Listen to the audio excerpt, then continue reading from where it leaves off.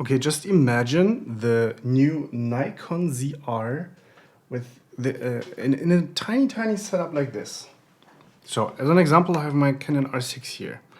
And what I did is I put my 50mm 1.4 Leica Summilux on my Canon. And I really love the setup. It's relatively small and handy, you know. Focus is great with this lens, with focus peaking and everything, you know, just so for run and gun, where you mostly do like documentary stuff for event recap, for example. Because since what I heard, the scratch audio from the camera of the ZR is really great. So that would work in itself, basically. Because I have many circumstances where I just walk around and like document stuff from an event and then do an event recap from that.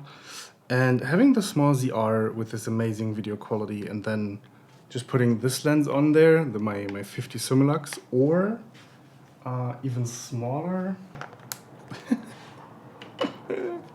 Look at that. I used to have the Canon ND on there as well. If I wouldn't care about frame rate, then I mean shutter speed. Look at this thing. Tiny and small, very cute, looks a little bit ridiculous, but it's really great for filming actually.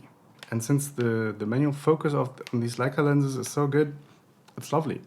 And I imagine the Nikon ZR in this lovely small form factor with a Leica lens like this on there, and then just being run and gunny, doing some documentary stuff, or I mean anywhere where you can, where manual focus works for you. This would be a great way of documenting things because it's so small and light. It's great for me to imagine working with that setup actually.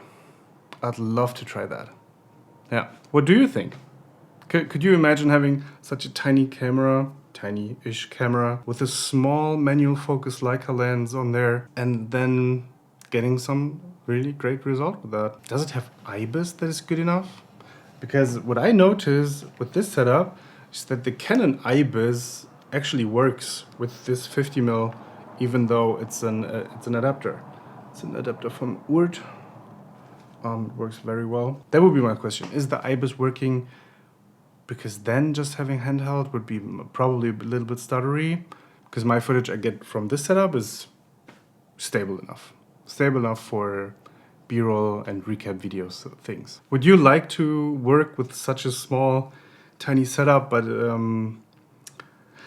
having such a great quality coming out of that? Like it's like a sleeper camera, basically.